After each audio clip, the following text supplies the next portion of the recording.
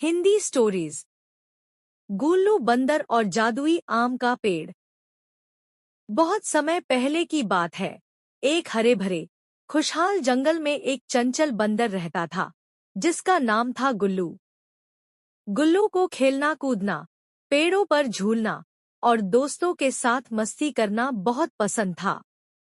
लेकिन अगर उसे किसी चीज से सबसे ज्यादा प्यार था, तो वो था आम।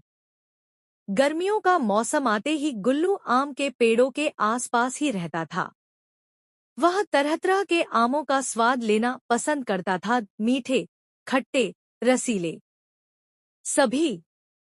जंगल में बहुत सारे आम के पेड़ थे, लेकिन गुल्लू हमेशा नए और खास आम की तलाश में रहता था।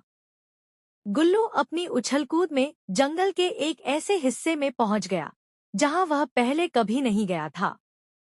वहां उसने एक बहुत ही सुंदर और चमकदार पेड़ देखा।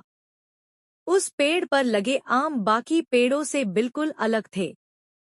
वे सुनहरे रंग के थे और उनमें से हल्की सी रोशनी निकल रही थी।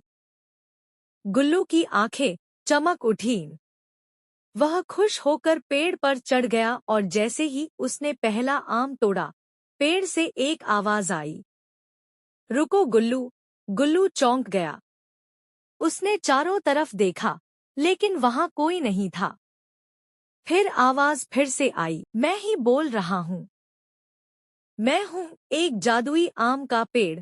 गुल्लू की आंखें और भी बड़ी हो गईं।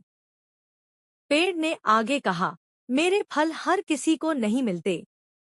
इन्हें पाने के लिए तुम्हें सच्चाई, दया और समझदारी से काम लेना होगा। गुल्लू थोड़ा घबरा गया, लेकिन फिर उसने हिम्मत से कहा, ठीक है, मैं कोशिश करूंगा। अगले दिन से गुल्लू ने अपने व्यवहार में बदलाव लाना शुरू किया।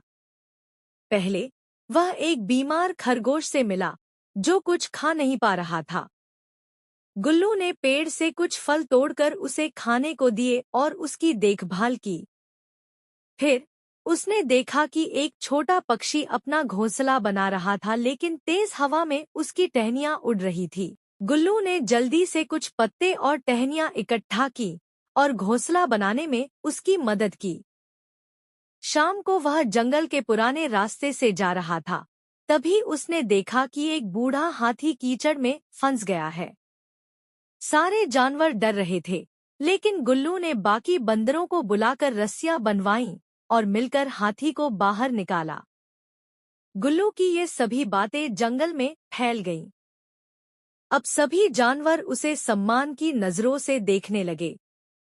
जब गुल्लू फिर से उस सुनहरे आम के पेड़ के पास पहुंचा, पेड़ मुस्कराया और बोला, गुल्लू, तुमने दिखा दिया कि असली ताकत दया, सच्चाई और समझदारी में होती है।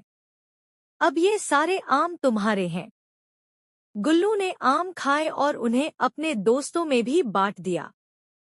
सब जानवर बहुत खुश हुए और जंगल में खुशी का माहौल छा गया। उस दिन के बाद से गुल्लू हर किसी की मदद करता, बिना किसी स्वार्थ के।